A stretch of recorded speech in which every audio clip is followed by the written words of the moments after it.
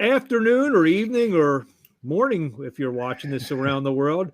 Mark Abrams here, and my very special guest is super middleweight AJ Williams, who this Saturday fights at the 2300 Arena in Philadelphia. AJ, what's happening? Nothing much. How are you? Thanks for having me on the show today. No, my pleasure. So, real quickly, who you fighting this Saturday? His name is Ricardo Baril, I believe. Okay. Yeah. And what can you tell us about him? Or Brazil. Seems like a really tough fighter, man. He seems like he's had some really tough fights, and he's pretty durable. So I'm gonna try to break him down a little bit. He's a little bit shorter than me, so I'm gonna try to use my height, use my length, keep my jab out there, keep him away from me, only touch him whenever I want, and don't let him touch me. That's the plan. Well, let's delve into a little bit about yourself. 3-1-2 knockouts, Maryland native. You have a pretty good story that you're a graduate, I believe, of Penn State University. Yes, sir. So you're a Nittany Lion. Yeah, we are, baby. So talk to us, but before how did we get into boxing? When did this start? Tell us a little bit about AJ Williams. Sure, I'll give you a backstory. So originally, I'm from Frankfort, Delaware. It's a small town right outside of Bethany Beach. Grew up a beach bum, going out in the water every day. And then I started playing basketball, got pretty good, and then ended up going to college, and I started playing ball for one of our branch campuses at Penn State. Then I had a bunch of knee surgeries beforehand, and then all of a sudden they just kind of start flaring up a bit while I was playing ball. So I kind of was looking for a new sport. I was just like, basketball is just not it for me. I just keep getting injured every year. I make the team and then get injured. So could you play? Yeah, I could play. I was a 2 guard. I could shoot your lights out if I wanted to. There you go. Yeah. Well, I know that. Sorry to interrupt. We're in the middle of NBA free agency week. Are you sitting there scratching your head? You're seeing some of these guys who maybe aren't the greatest players. You're reading 3 years, $39 million, and you say, did you say yourself, damn knee? Yeah, exactly. I feel like I could have been one of those guys out there in free agency right now, looking for that big contract. So you turned to boxing after the knee surgeries. Take us through this journey. Yeah, so it was kind of just randomly happened one night. We were all out. Me and a couple of my friends and roommates were outside of our dorms, and some guys had some boxing gloves, and I put on a pair. And next thing I know, I was jabbing and moving, just kind of working off of instincts and things that I probably seen on television. Hit this guy with a jab, and next thing I know, he was like laying in front of me, and I was like, "Oh, that felt kind of good," that was kind of cool. So you start boxing by dropping your boy in a hallway. yeah. And then I was to talk at campus for about a week, which is kind of a cool feeling. Then all of a sudden, I was thinking to myself, let's try this out. I ended up moving campus. I moved from branch campus to main campus. Heard they had a boxing team there, and just really wanted to learn. I had played around with boxing gloves as a kid and, in college. And then all of a sudden I was like, all right, let me actually learn how to do this. So I joined the Penn State Boxing Club. And then at the end of the club, you get a chance to try out. So I ended up trying out by sparring another guy who started the same as me, ended up dropping him too. So needless to say, I ended up making the team, and then had to make a phone call home and say, hey, Mom and Dad, I know I just learned how to box, but I'm joining the team over here. So now how'd that conversation go on the other end? It was wait, I thought you just wanted to learn how to box, not actually become a boxer. And I was like, well, I did that. Nah, the competitive side of me just wanted to fight. So I ended up making the team, and I ended up training for about 6 months before I had my first bout, my first amateur bout. And then long story short, man, I ended up the captain of the team my last year, and then I ended up working my way up to collegiate nationals. Ended up third in the country for collegiate boxers, and that was pretty awesome. So after that, I was like, I think I can take this professionally and see where it goes. Now, when you were at Penn State, who were the main guy? Were you there with Barkley, or was this after, or? I think that was after him. Yeah. Okay. Yeah. So a couple of main guys there for when I was there was Ryan Roach, and then we had Ryle Stouse. who was a ended up he was a 3-time national champion in our weight class. And then I'm talking about the football players. Football. Oh yeah. No, it wasn't Barkley. He was before me. I'm trying to think who it was. Jeez, I can't even remember. I can't remember who the big football players were there when I was there. So terrible of me. We'll talk about a couple of your early fights in a minute. Mm-hmm. So is the main goal is to can I see us now? AJ Williams headlining in from 115,000 people at Beaver Stadium. Amazing. That would be something I never really thought of, but thank you for putting that idea in my head. Now I'm gonna now I'll be working towards that. So after how many? So the college, I guess, tournaments and the college competitions. Does that lead into a more formal amateur career? It can. It really can. Did it for you? It did. So when we were in college, they always said, like, you know, you guys are fighting collegiately, but those amateurs out there, you know, they're a lot tougher, you know. So, and that always presented a challenge in my head. Like, all right, let me see what this is about. So then I ended up moving into, once I graduated college, I joined the gym down in Baltimore City and decided to continue my career. So I started boxing right after I finished. And then all of a sudden I was like, oh, it was pretty much the same. I was like, there's something to be said about these collegiate boxers out here, you know.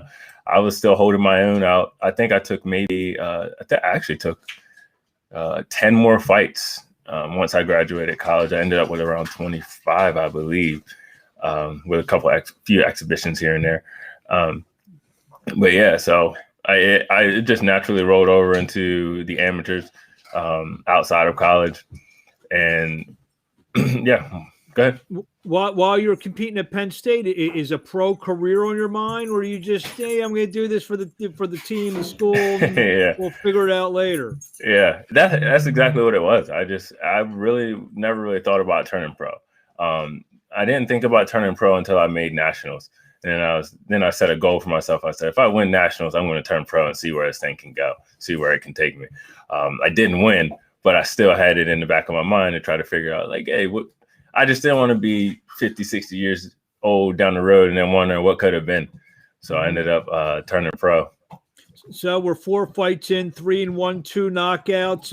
Yes, talk about your first 4 pro fights. What's that been like? What have you learned? What's on the horizon? Yeah. So first fight didn't go my way. As every fighter, I thought I won the fight, but it happens. Sometimes it just doesn't go your way. And then I ended up taking quite a bit of time off to kind of just build my career outside of boxing. I ended up getting a couple of master's degrees, and then I was trying to build up my career as an IT professional. So I took some years off and was always trying to get back in the ring, but the fire just wasn't there while I was trying to build my career outside the ring. So then I ended up, finishing up school and building my career and getting to a point where I felt like I'd be comfortable boxing again, because it's not something you can just do. You got to be dedicated to it. So anyway, my manager at the time, which was Chris Nisley, he ended up reaching out to Tony because he heard Tony had a few fights coming up, and Tony gave me a shot, man. I'm forever grateful for him giving me a shot, because I know what it looks like being an 0-1 fighter, and this guy's coming in saying, this guy can actually fight, man. He can fight. And Tony gave me a shot, and got a TKO that first fight, and then came back and then fought another one a few months later. Ended up going unanimous decision, and then I ended up having a rematch with the same guy, and then ended up with a KO in the third. So it's cool. I was about to say, I bet you're sick and tired of Michael Brock Willis. He's a tough fighter, man. I remember that first fight with him, and I hit him with a right hand, and that usually stops people in their tracks for me. And all of a sudden, he just looked at me, and I was like, "Oh, this is gonna be a long night." He did not go down. So, yeah, he's a tough guy. Like you said, you dropped that first fight. Did you think you needed that 6 years off to maybe, spring yourself to right now there's 3, and maybe after Saturday this 4-fight winning streak? Mm-hmm. You think if you would have just kept on going, taking the next fight after losing that first fight, you would have been able to kind of right yourself, get on a little streak? Yeah, I think I would have been able to jump right back into it. It really wasn't a conscious thing for me to like take the time off. It just I decided to take a little time off, and then all of a sudden it ended up being 6 years. But within good reason. It was obviously, like I said, I was just trying to build a career and get myself comfortable in the professional world. But I will say, like, sometimes I do wish I would have gotten back into it a little bit sooner. Might have been a couple less sleepless nights of me wondering what I could have did differently to win that fight. But yeah. And I guess you're still doing the IT work. Yes, I am. Yeah. So I work as a IT consultant for a company called Ascend Integrated here in the Baltimore, DC metro area. So here's what I'm gonna do. I'm gonna be at the fight on Saturday. So I'm bringing my computer. There's a couple little glitches. You think you help me with them or what? Yeah, for sure. We'll have a couple guys on the team there. They'll be able to help you out. I don't know what it is with Jetter's fighters. I got you, who is everyone out here who's listening, very articulate, got the double masters. In a couple hours, I'm going to be interviewing Victor Williams, the Dartmouth grad. I mean, what's going with what's going? We can teach. We may have to teach a class or something on Saturday night. Oh, we could. I'll tell you what, sure. The GPA for the fighters on Saturday night is probably pretty good. Yeah, maybe Tony's on to something. Guys with high GPAs turn out to be good boxers. You never know. There you go. You excited to apply your trade in front of a Philadelphia fan base, which is known as a good boxing town? Yeah, absolutely. I've never boxed in Philly. I've boxed all over Pennsylvania, coming from Penn State and being in the boxing team like Pittsburgh and places like that. Yeah, and I'm in Lock Raven, so I'm just like, it'd be cool to really like fight in a fighting town, which is Philadelphia, man. Some of my favorite fighters to watch are from there, so I think it's gonna be good. It's gonna be kind of like a homecoming for me since I haven't been to PA in quite some time, so it'll be nice. Who were some of your favorite fighters you mentioned? Yeah, some of my favorite fighters to watch right now, like I love watching Danny Garcia. He's one of my favorites to watch, man. He's always exciting, always comes to win. And then I like the Charlo twins. Those guys are amazing. Not from Philly, but they're amazing to watch. Some of my favorite all time is definitely Tommy Hearns. I love watching him fight. I really like try to embody his. I wish I had his right hand. I have his build, but if I could get that leverage and that power that he had, man, I can go a long way. But he's one of my favorites. I want you to finish this. This is the first time I'm trying something like this. Okay. Finish what to say. We gotta get one. We are. There we go. I don't think I've ever done that with a true Penn Stater. So awesome. Glad it can be the first. Years and years of watching Penn State football, I finally get my first "We Are Penn State" with a real Nittany Lion. So there you have it. What do you want to say to the fans in closing before we see you on Saturday night here at the 2300 Arena in Philadelphia? Just tell the fans I appreciate the love and support, and I hope to see them out there at the 2300 Arena in Philadelphia. It's definitely going to be a good night of fights. There's a bunch of good fighters on the card, man. Stay tuned for anything coming after this, man. It's just going to be amazing. So just thank you. And where do we find you on social media? You can find me on Instagram at A.J.Williams13. Find me there. I'll accept and follow back anyone that follows me. So let me ask you a question. I may open up a Pandora's box, but I may put some money in your pocket. Yeah, all right. Do people hit you up for like IT and computer advice? Not on my Instagram. Okay. But some of my friends will hit me up every once in a while. It's usually, hey, do you know a guy that can do this? And I usually know someone. I've been in the industry for a while. You never know. Maybe some business may come your way now. Hey, that'd be awesome. So there you go. A.J. Williams, a pleasure speaking with you. I can't wait to meet you. I'll see you Friday afternoon. We're going to do a little press conference before the weigh-in. The press conference we're going to do about around 3:00 Eastern. Weigh-in about 5:00, and then we'll see you in the ring and in between the ropes on Saturday night. We thank you for a few minutes of your time, and we'll talk to you along the way. Sounds good. Thank you for having me. Thank you.